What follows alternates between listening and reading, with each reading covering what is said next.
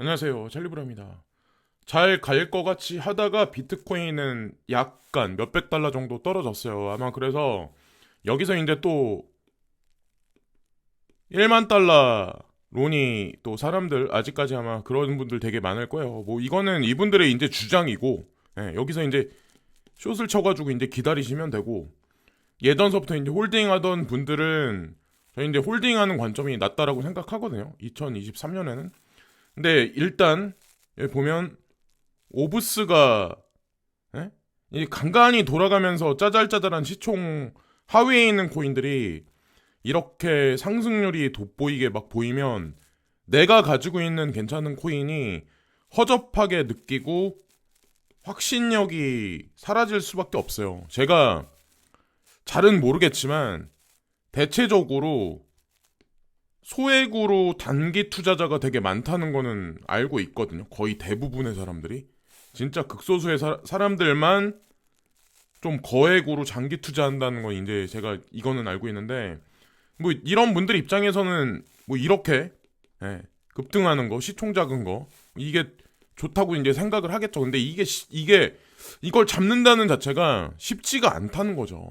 근데 급등이 있으면 또 급락이 있을 거고 슬금슬금 스텝 바이 스텝으로 올라가는 코인이 결국엔 더 좋은 거고 짜잘짜잘한 세력이 장난질하는 거랑 진짜 큰 세력이 제도권 수용해서 ETF하고 관련돼 있는 그런 코인들이 진짜 백이라는 거죠. 먼저 이런 거를 이제 말씀드리면서 오늘 방송에 이제 들어가는데 어저께 오후 무렵에 고팍스가 바이낸스로부터 자금 지원을 받아서 고파이모 출금 재개 그러니까 고팍스가 바이낸스로 바뀌는 거죠. 사실은 그래서 공식적으로 이제 뭐 얘기가 나왔어요. 그래서 아마 여러분들이 이게 호재인데 분명한 거는 세계 최대 자산 거래소가 가상자산 거래소가 한국에 진출한다는 의미 자체는 사실 이게 엄청난 호재거든요. 엄청난 호재인데 왜 코인 시장은 이럴까? 아마 궁금하신 분들이 아마 있을 거예요. 근데 중요한 거는 시간차를 두고 이 효과는 가시적인 효과는 분명히 드러날 거고 제가 또 한 가지 이제 다음 장면으로 넘어가기 전에 한 가지 이제 말씀드리고 싶은 게 있는데 고팍스에는 있는 코인, 고팍스에는 있는 알트코인이 있고 자 여기서 이제 이 부분이 중요한 것 같은데 바이낸스 글로벌에 있는 알트코인이 있을 거예요. 그죠? 근데 이게 분명히 경계가 있어요. 고팍스에 있는 알트코인은 아마 다른 곳에 상장되어 있는 코인도 있고 상장 안 돼 있는 코인도 있을 거예요. 그리고 바이낸스 글로벌에 있는 익명성이라든가 뭐 몇몇 개 한국 시장에 진출 못한 코인들 그런 코인들이 아마 있을 거예요. 이 경계의 명확성이 규제안이 서서히 나오면서 사라지기 시작하면 여기서 이제 상장이라는 이 단어가 어느 순간 대중들한테 급부상되기 시작하는 지점이 분명히 올 거예요. 그렇다고 해서 바이낸스가 들어온다고 해서 무턱대고 바이낸스 글로벌에 있는 모든 시스템이 즉각적으로 바로 고팍스에 바로 들어갈 거라고는 저는 기대는 안 해요. 다만 중요한 건 서서히 시간차를 두고 뭐 뒷바이 개념이라든가 아니면 이자 지급하는 어떤 그 뭐 가상자산 파생 상품에 관한 그것도 서서히 아마 제가 보기에는 열지 않을까. 대표적으로 고팍스에는 상장돼 있는데 바이낸스 상장 안 된 코인이 CTC라는 이 코인이 있거든요. 과연 이 코인은 과연 어떻게 될까? 그리고 나머지 바이낸스에 있는 코인인데 여기 한국 고팍스에 상장되지 못한 코인은 과연 어떻게 될까? 서서히 아마 이 문제가 해결되기 시작을 할 거고 멍거 버크셔 부회장 암호화폐 금지해야. 근데 제가 이거를 왜 어저께 나온 기사인데 다시 한번 이제 말씀드리려고 하는 이유가 왜 그러냐면 제가 설마 했는데 아직까지도 뒤통수를 맞고도 기사에 맥락을 행간에 관해서 명확한 분석을 못 내리시는 분들이 되게 많더라고요. 참 이 대중이라는 게 참 재밌다, 우습다. 근데 이런 생각을 했는데 이 왜 그러냐면 제가 어저께 이제 분명히 말씀드렸는데 미국도 중국처럼 가상화폐 금하라 밴 시켜야 된다. 찰리 먼거가 이제 이 얘기를 했는데 화폐, 상품, 증권도 아닌 도박성이다. 가상자산이. 근데 찰리 먼거가 진두지휘하는 버크셔 해서웨이는 자 남미에 있는 거대 가상자산 은행의 지분 대부분을 가지고 있어요. 근데 제가 이거를 모르면은 여기서 이제 댓글을 다는데 사람들이 뭐 노망이 났다 세상 돌아가는 일을 모른다. 누가 진짜 진정한 개돼지냐. 대중이 또 개돼지라는 거죠. 이 사람들은 벌써 이미 가상자산에 관해서 이미 은행을 통해서 아니면 마스터카드나 비자카드를 통해서 인프라 구축을 같이 하고 있던 사람들이 2016년부터 진짜 그러니까는 참 이 웃긴 게 바이낸스가 이제 한국 진출했잖아요. 바이낸스가 자 보세요. 작년 말에 제가 이 영상을 올렸을 때, 이 썸네일을 올렸을 때 진짜 많은 사람들이 비아냥거렸어요. DCG 파산해, 뭐 바이낸스 파산해, 뭐 이런 얘기들. 근데 시간이 점점 지나면서 희석됐죠. 물론 제네시스에 관한 얘기가 수면 아래로 잠시 가라앉아서 아직 100% 해결된 건 아니지만 저는 잘 될 거라고 이제 생각하고 칼자루를 쥔 당사자라고 이제 저는 생각하는데 잘 아는 사람들은 아마 그렇게 생각을 할 거고 모르는 사람들은 아마 지금도 욕을 하겠죠. 근데 어쨌건 중요한 건 바이낸스는 계속 확장 중인 거고 무너지지 않는다라는 거죠. 어쨌든 이때도 이제 수많은 사람들이 이상한 뉴스 보고 별말 다 해서 휘청휘청거리다가 11월달, 12월달에 손절하고 2023년 1월달, 2월달이 돼서 폭락할 거라고 생각해서 시장에서 빠져나간 사람들도 되게 많아요. 자, 그리고 이제 서서히 이제 명확한 규제안에 관한 얘기가 나오는데 미국이 CFTC 수석이 더 많은 선례 설정, 암호 집행, 사례 약속 SEC가 단독으로 자 증권이냐 상품에 관해서만 얘기하다가 CFTC가 규제하겠다 이제 선제적으로 이런 얘기를 하기 시작했어요. CFTC는 상품선물거래위원회예요. 이 얘기는 상품과 증권에 관한 이 명확한 규제에 관해서 나온다는 거를 이 뉴스 하나만 봐도 그러니까 알 수 있다고 생각하거든요. 이게 2월 4일날 나온 거예요. 현재로서는 상품이라고 미국 정부에서 SEC를 통해서 명시한 거는 BTC가 유일해요. BTC가 유일해요. 그래서 사람들이 작년에 고지식한 분석가들, 그러니까 제가 소위 말하는, 근데 제가 생각해서 이제 소위 말하는 그냥 전통 미디어를 보고 100% 그냥 해석해서 결론을 내려버리는 제가 규제안이 없는 상황이다. 그래서 누구도 믿지 마라. 전문가는 없다라고 분명히 말씀을 드렸어요. 이거는 앞으로도 마찬가지야. 시간이 지나면서 규제안이 명확성이 자리 확립되는 데까지는 분명히 시간이 걸려요. 그때까지는 누구도 전문가는 없어요. 판례도 없고 사례도 없기 때문에 제가 변수가 많기 때문에 칼자루를 쥔 누군가가 베리 실버트가 그레이스케일 자산운용사에 있는 포트폴리오를 했을 때는 분명히 관계가 있고 그 포트폴리오는 이 CFTC 여기랑 분명히 밀접하게 관련이 있습니다. 제가 이제 우회적으로 이제 말씀을 드린 것 같아요. 그리고 앨런 머스크가 작년에 욕을 참 많이 먹었죠.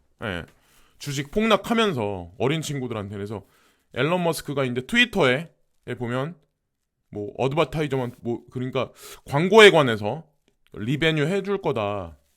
이 창작자들한테 이 얘기를 하는데, 그러니까 유튜브 같이 이제 수익 창출할 수 있는 구조를 해줄 거야. 근데 이 사람은 도지를 밀고 있잖아요. 도지로 리워드를 줄 건지 아니면 뭐로 어떻게 해줄지 모르겠지만 어쨌건 가상자산하고 관련해서 트위터는 분명히 움직일 거라고 미리 중간에 복선을 깔아놨죠. 이거랑 이 뉴스랑 같이 겹쳐서 오버랩해서 보면 거기에 이제 결론이 있어요. 참 머리가 엄청나게 좋은 사람이에요. 사람들은 지금 뭐 주식에서 많이 패배를 해서 욕을 하는 사람 많은데 제가 봤을 때 웬만한 사람들 30년 앞을 뛰어넘는 사람이 이 사람은 미래에 관해서.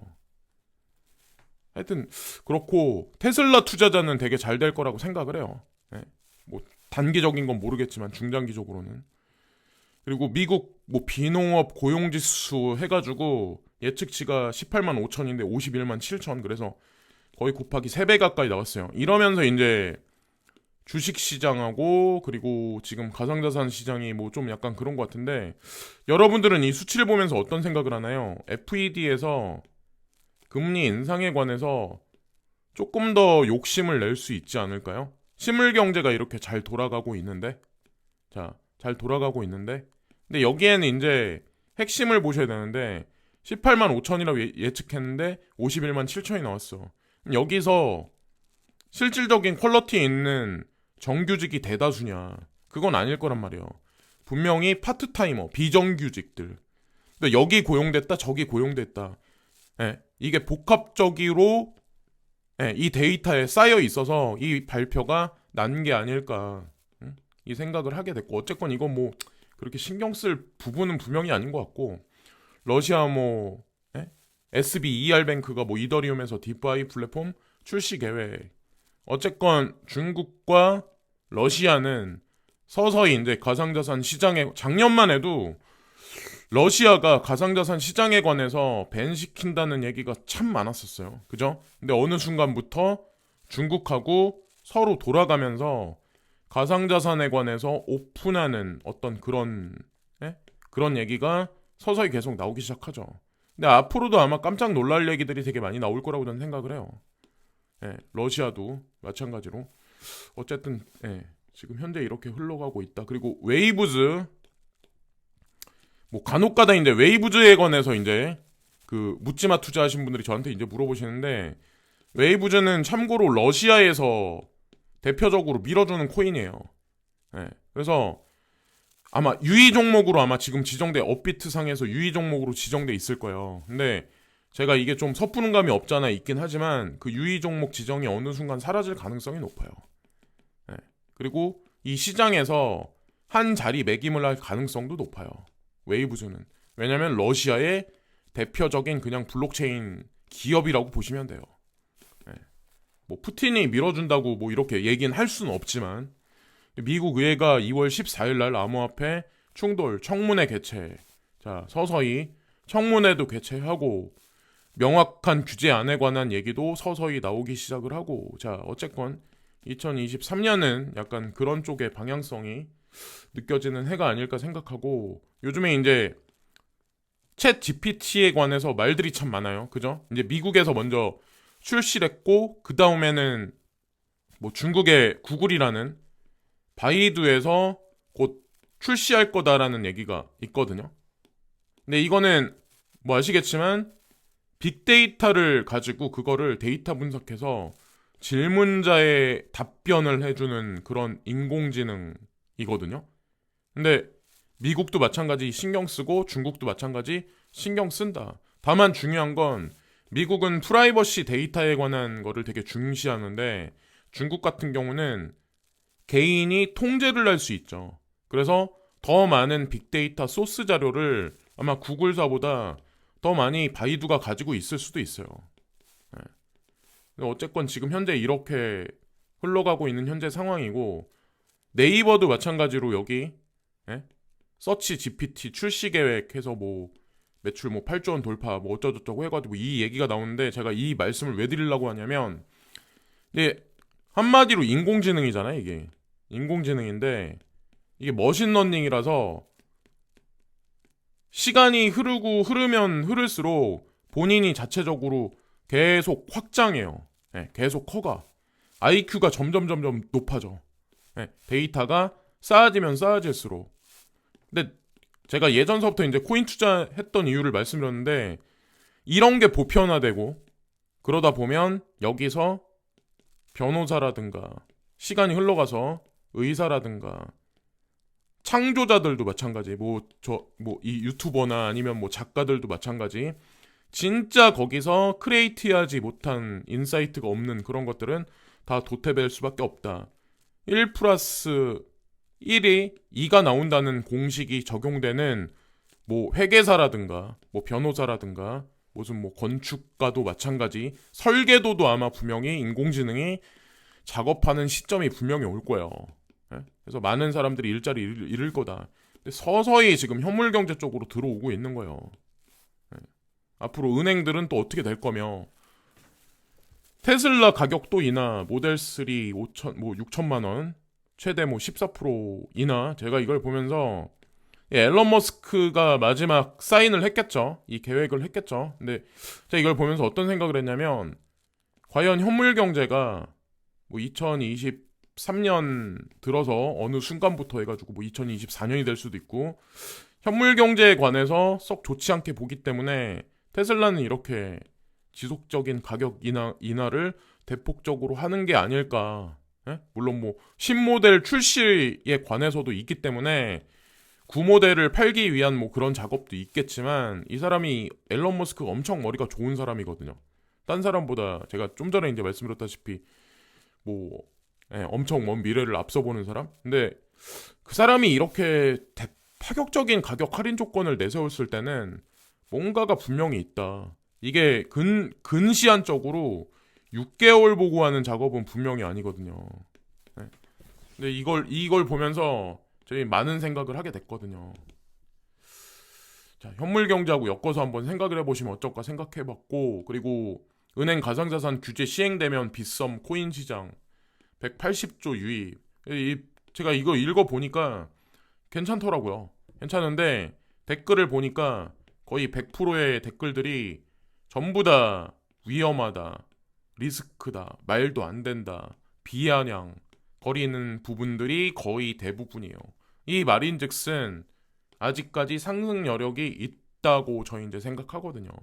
왜냐면 지금 이 시장에서 지치고 물리고 어쩌고 저쩌고 해서 이 시장에 관해서 좀 안 좋게 보는 사람들이 점점 더 많아. 지금도 많아요. 아직까지. 근데 사람들이 이제 그러잖아요. 나 마이너스 몇 프로야, 마이너스 몇 프로야. 거의 대부분 아마 5년 이내, 한 4년? 3년? 3년 차 이내이신 분들이 아마 많을 것 같은데,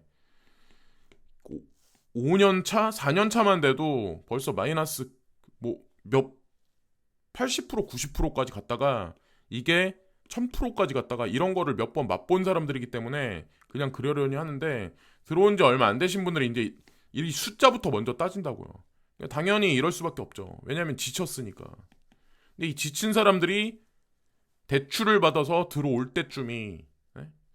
그때쯤이 좀 고점이지 않을까라는 생각을 하나 하게 됐고, 또 캐시우드가 100만 달러로 단 하나의 주식 10년 보유한다면, 그래서 테슬라를 언급하더라고요, 이분이. 그래서 여기에도 마찬가지로 비아냥거려요, 테슬라에 관해서. 물린 사람이 많으니까. 근데 어쨌건 중요한 거는 100달러 근방까지 갔다가, 그래도 지금 제가 알기로는 메타라는 주식도 그렇고 테슬라도 많이 상승한 걸로 알고 있는데, 네. 전기 자동차 하나만 보면 BYD와의 경쟁 때문에 중장기적으로는 그렇지만, 다른 산업 같은 경우는 인공지능이나 메카트로닉스하고는, 그리고 우주항공 산업하고 밀접하게 관련이 있기 때문에 전 그쪽 면에서는 독보적이라고 생각하거든요. 단 하나의 유일한 회사라고. 그런 관점을 캐시우드가 좀 중심적으로 보는 게 아닐까, 제가 보기에는. 이분도 되게 뛰어난 분이라고 이제 전 생각을 하는데. 그래서 여기까지 말씀드리면서 오늘 방송도 마치겠습니다. 그래서 코인에 관한 얘기뿐만 아니라 이런저런 이제 말씀을 드렸는데, 그걸 복합적으로 좀 물음표를 몇 가지 던지시면서 서칭 하시면서 좀 이렇게 보시면 좀 좋지 않을까라는 생각을 합니다. 오늘 주말인데 오늘 좋은 시간들 되시고, 너무 스트레스 너무 많이 받지 마시고, 오늘도 시청해주신 많은 분들께 깊이 감사드립니다. 감사합니다.